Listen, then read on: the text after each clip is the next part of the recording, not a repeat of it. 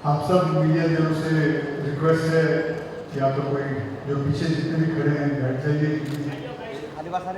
Now the audience cannot see us and we can't see the audience. Please a request. हमारा दो जन अभी भी खड़े हैं मराठी में साथ बसा की। Well, good morning. It's a lovely day. 25 years of Vicky. We all here gathered. हमारे साथ for the mangoes. तो सर मैं आपसे ये पूछना चाहता आपको मैंगो नॉट मैंगोज ऑरेंजेस, तो आपको सर ऑरेंजेस अच्छे लगते हैं? बिल्कुल अच्छे लगते हैं, बहुत अच्छे। सर आप उसे वो कैसे खाते हो, छील के खाते हो या उसको जूसर में डाल के जूस पीते हैं? मैं आपको एक नई पद्धति बताता हूँ। ये जो ऑरेंज होता है ना, उसको पील किए बिना यू जस्ट कट इट और उसको कट करके दो भागों में आप कर दीजिए, उसके ऊपर थोड़ा नमक डालिए। मतलब उसको पील करके? हाँ, नो, जस्ट काट दीजिए। ओके। जैसा कि वैसा उसका वो कवर सब रहने दीजिए, डोंट पील इट। उस पर थोड़ा नमक डालिए और फिर जैसे आम खाते हैं वैसे उसको खाइए, कवर मत खाइए। उसका जो जूस है उसको आप खाइए और चूसिए। देखिए एक अलग ही आपको फीलिंग आएगा ऑरेंज खाने का। ये सिर्फ ओजी लोगों को मालूम है जो नागपुर से है, they only know it how to it. So that's great. तो आज एक समथिंग नई चीज सीखने मिली है। So I'm surely going to try this. So sir, second question की तरफ चलते हैं सर। सर मैं इस फिल्म इंडस्ट्री के अंदर I've been an actor, और सर आप जो है वो पॉलिटिक्स के दुनिया के स्टार हैं। सर आप बताइए कोई ऐसी फिल्म, जैसे कि मैं किसी पॉलिटिशियन को देखता हूँ, कभी उनसे इंस्पिरेशन लेता हूँ, सर आपके लिए कोई ऐसी फिल्म या कोई ऐसा इंसान हो जिसको आपने इन्फ्लुएंस किया हो आपके लीडरशिप के लिए, जो फिल्म इंडस्ट्री के अंदर हो? देखिए पहली बात तो यह है कि फिल्म जो हमको इन्फ्लुएंस करती है वो not as a leader but it influences हमारी जो संवेदनाएं होती है, जो एक ह्यूमन फीलिंग होता है हमारा, उसको फिल्म जो है वो एक प्रकार से प्रभावित करती है। तो ऐसे कई फिल्मों ने मुझे प्रभावित किया है। लेकिन जहाँ तक आप पॉलिटिक्स की बात करेंगे तो एक फिल्म है जिसका मैं जिक्र करना चाहूँगा कि उस फिल्म ने मुझे प्रभावित तो किया, लेकिन उस फिल्म ने मेरे लिए इतनी समस्याएं बढ़ाई, और वो फिल्म है नायक। हाँ, नायक फिल्म में अनिल कपूर जी एक दिन के चीफ मिनिस्टर बनके दिन भर में इतने काम कर देते हैं, तो मैं कहीं पर भी जाता हूँ तो लोग मुझे कहते हैं नायक जैसा काम करो। देखो एक दिन में कितना उन्होंने कर दिया, कैसे एक दिन में उन्होंने दुनिया बदल दी। तो मुझे एक दिन अनिल कपूर जी मिल गए, मैंने उनको कहा क्यों बनाई भाई नायक, आप नायक और हम नालायक, ऐसा लोगों को लगने लग गया। एक दिन में इतनी सारी चीज़ें कैसे आपने कर दी उसके अंदर। तो मुझे ऐसा लगता है कि एक बेंचमार्क सेट करने का काम उसने किया है। बट अदरवाइज मुझे ऐसा लगता है कि फिल्मों ने एज अ ह्यूमन मेरी फीलिंग्स को शेप करने के लिए, मेरे इमोशंस को शेप करने के लिए, और हमेशा चूँकि कोई भी फील्ड ऐसा होता है कि जिस फील्ड में आप बार बार अगर कोई काम करते रहते हैं तो कई बार आपकी इमोशन जो है वो थोड़ी डीम होती है जी, थोड़ा आप यूज्ड हो जाते हैं। तो उन इमोशंस को जिंदा रखने का काम ये फिल्मों ने किया है, और मैं ऐसा मानता हूँ कि फिल्म देखने के बाद मैं वही एक नॉर्मल आदमी बन जाता हूँ जो मैं सालों से हूँ।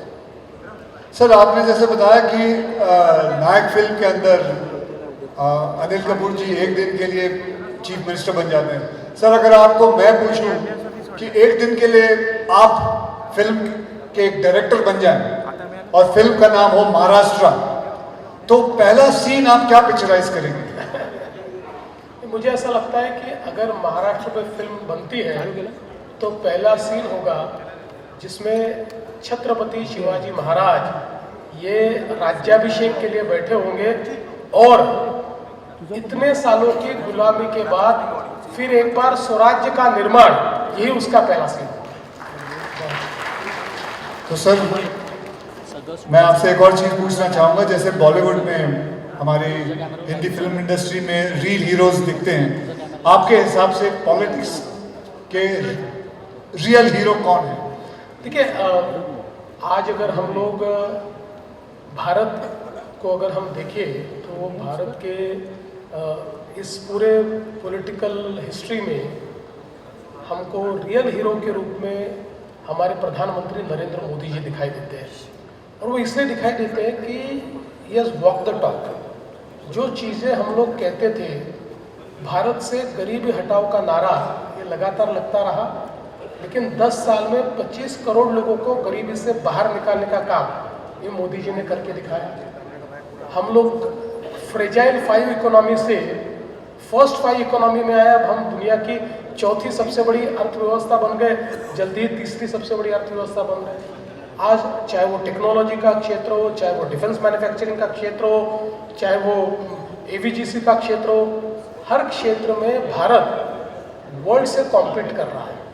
तो मुझे ऐसा लगता है कि हमेशा हम लोग जब छोटे थे तब से हम कितने महान थे इसकी कहानियाँ सुनते आए, लेकिन हम महान कब बनेंगे ये हमको कोई बताता नहीं था। Now we know that we are on the path.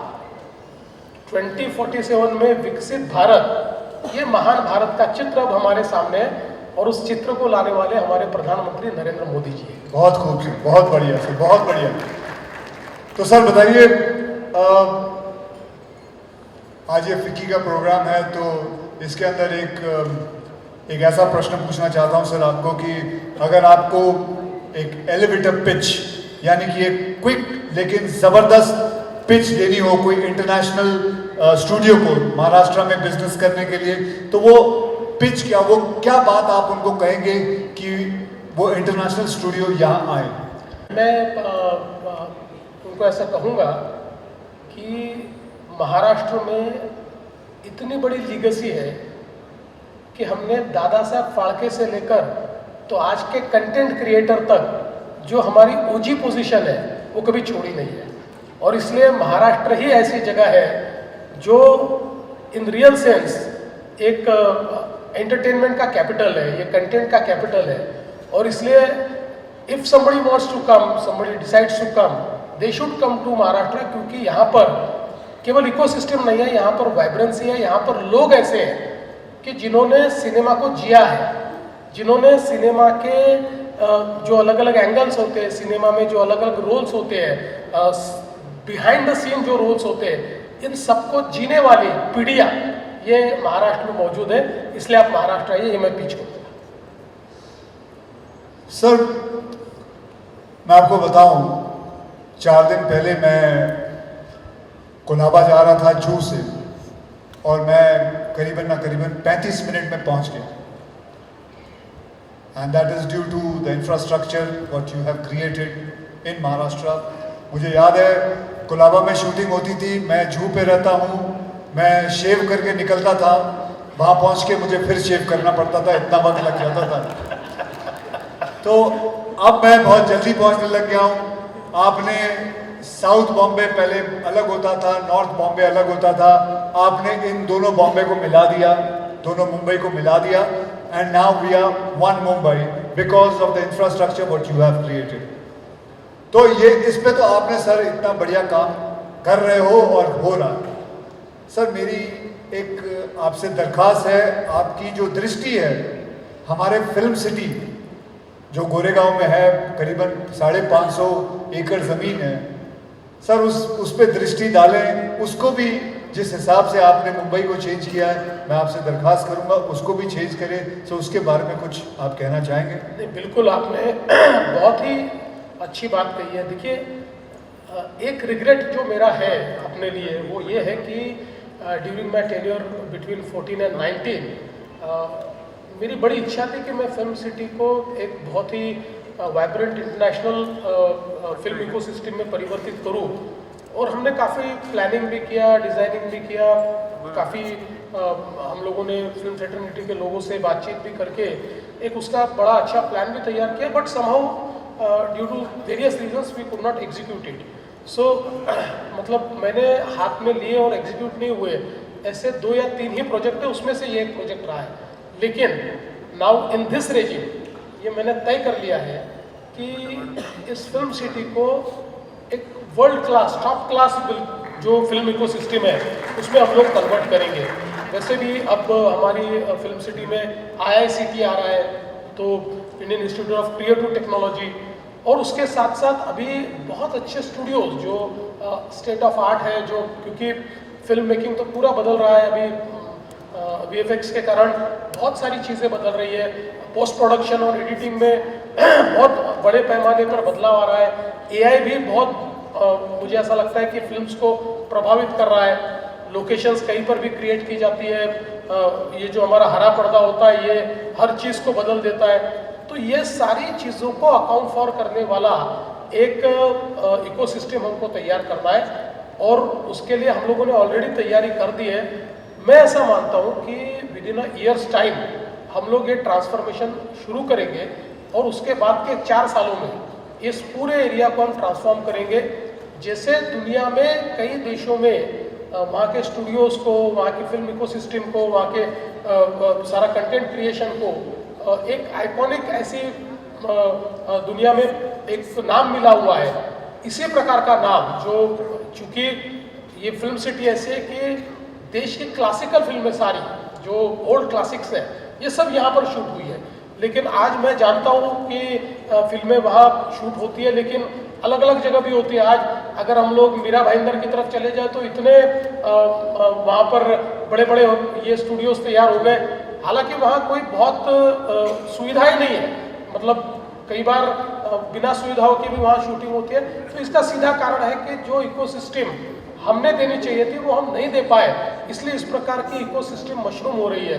तो हम ये चाहते हैं कि इतना बड़ा हमारे पास फिल्म सिटी है, इस फिल्म सिटी को टोटली ट्रांसफॉर्म करना चाहते हैं, और मैं आपको I would like to assure you that in years time will start. That is great. तो ये तो सबसे अच्छी न्यूज़ है कि हमारी फिल्म सिटी जो है गोरेगांव में 4 साल के अंदर काफ़ी कुछ बदलाव आ जाएगा। एंड आज chief minister has promised us. Sir मैं एक और बात पूछना चाहूँगा। सर मैं मराठी सिनेमा का बहुत बड़ा फ़ैन हूँ सर। मैं समझता हूँ जिसका मतलब screen play story, Marathi cinema की जो स्क्रीन प्ले स्टोरीज़ और जो किस्म के मुद्दे उठाते हैं, मैं ज़्यादा करके जगहों पे नहीं देखता। I think they are the one of the best. Sir तो मैं ये जानना चाहूँगा सर, जेन ज़ी में इसे पॉपुलर बनाने का आपका कोई प्लान है कि इसको कैसे पॉपुलर बनाया जाए? और दैट्स इट सर। ज़्यादा करके जगहों पे नहीं देखता। I think they are the one of the best. Sir तो मैं ये जानना चाहूँगा सर, जेन ज़ी में इसे पॉपुलर बनाने का आपका कोई प्लान है कि इसको कैसे पॉपुलर बनाया जाए? और दैट्स इट सर। नहीं, बहुत अच्छा प्रश्न आपने पूछा, और मैं आपको कहना चाहता हूँ कि मराठी फिल्म ये इतनी ताकतवर क्यों है। इसका एक कारण है कि मराठी थिएटर ने इसको ताकतवर रखा है। आज भी अगर हम देखें तो देश में जो हमारे भाषाई थिएटर्स हैं, चाहे वो हिंदी हो या अलग अलग भाषाओं के थिएटर्स हो, इसमें कहीं ना कहीं हमको थोड़ा सा एक ऐसा लगता है कि समहाउ दे आर, मतलब उनकी शीन थोड़ी कम हो रही है, ऐसा हमको ध्यान में आता है। पर मराठी थिएटर इतना इनोवेटिव रहा है कि उसने मुझे ऐसा लगता है कि एक क्रिएटिविटी की या अभिव्यक्ति की जो मिसाल मराठी थिएटर ने कायम की। और आज भी आप देखिए मराठी जो हमारे ऑडियंस भी है वो भी बड़ा वाइब्रेंट ऑडियंस है। आज भी महाराष्ट्र में इतने मराठी नाटक तैयार होते हैं और उन नाटकों को देखने के लिए आज भी भीड़ लगती है, हाउसफुल नाटक चलते हैं। कई लोगों ने तो 10-10 हज़ार शोज का वर्ल्ड रिकॉर्ड तैयार किया हुआ है। तो ये जो चीज़ें हैं इसके कारण वही क्रिएटिविटी आज हमको मराठी फिल्म में भी देखने को मिलती है। और आपने जो कहा तो मुझे ऐसा लगता है कि आप देखिए नटरंग जैसा एक फिल्म आती है, या पुरानी जो थीम्स है उसके ऊपर फिल्म, अभी दशावतार का एक ये चल रहा है थिएटर में भी नए, मतलब जो बहुत ओल्ड इस प्रकार के सखाराम माइंडर जैसा एक शो अगर शुरू हो जाता है तो उसको जेन जी भी मराठी की ये लाइक कर रही है। आज उसके ऊपर लोगों को वो चीज़ें पसंद आ रही है। तो मुझे ऐसा लगता है कि ये जो मराठी ऑडियंस है, स्पेशली जेन जी जो है, ये अभी फिल्मों से जुड़ रहा है। देखिए, एक ये जो क्रिएटिविटी बड़े पैमाने पर जो मराठी में हमको दिखाई पड़ती है, उसमें निश्चित रूप से मुझे ऐसा लगता है कि उसको आज मतलब एक समय ऐसा था कि हमारे मराठी फिल्म्स को कई बार थिएटर मिलने में तकलीफ होती थी, और कोई ब्लॉकबस्टर फिल्म आ जाए तो मराठी फिल्म का रिलीज रोकना पड़ता था। पर आज ऐसी स्थिति है कि एक ही दिन 2 मराठी फिल्में रिलीज होती है और दोनों ब्लॉकबस्टर हो रही है, दोनों बिल्कुल लोगों को पसंद आ रही है। तो ये एक बहुत बड़ा काम हो रहा है, और हम भी एज अ गवर्नमेंट, हमारा भी ये प्रयास है कि हम लोग मराठी फिल्म इंडस्ट्री को मदद करें। इसलिए कई योजनाएं भी महाराष्ट्र सरकार की ओर से हम चला रहे हैं कि जिससे हमारी मराठी फिल्म इंडस्ट्री को बूस्ट मिले। लेकिन आपने एक बहुत अच्छा मंत्र मुझे दिया है। देखिए, हमने कोई बहुत specific effort to connect Gen Z with Marathi films हमने नहीं किया है, और आज आपने मुझे एक नया मंत्र दिया है, how to connect Gen Z to Marathi films. अब इसके ऊपर मैं वर्क करूँगा। बहुत बढ़िया सर। आप महाराष्ट्र के चीफ मिनिस्टर साहब हैं, so you know the dark side of Maharashtra. आपको ऐसे ऐसे सीक्रेट्स पता है महाराष्ट्र के, about the crime, everybody, the police reports to you, आपको सब पता है अंदर महाराष्ट्र में क्या क्या कहाँ क्या हो रहा है। तो सर, एक मैं आपसे बात पूछना चाहूँगा कि आप फिल्में देखते हैं? बिल्कुल देखता हूँ। तो सर मुझे बताइए सर कि फिल्में जो है वो क्राइम को कॉपी कर रही है या क्राइम है वो फिल्मों को कॉपी कर रहा है? आप अंदर की बात जानते हो, आप ही को ये बात पता है। लगता है कि क्राइम फिल्मों से आगे निकल गया है, क्योंकि क्राइम फिल्मों से आगे निकल गए हैं। बिल्कुल।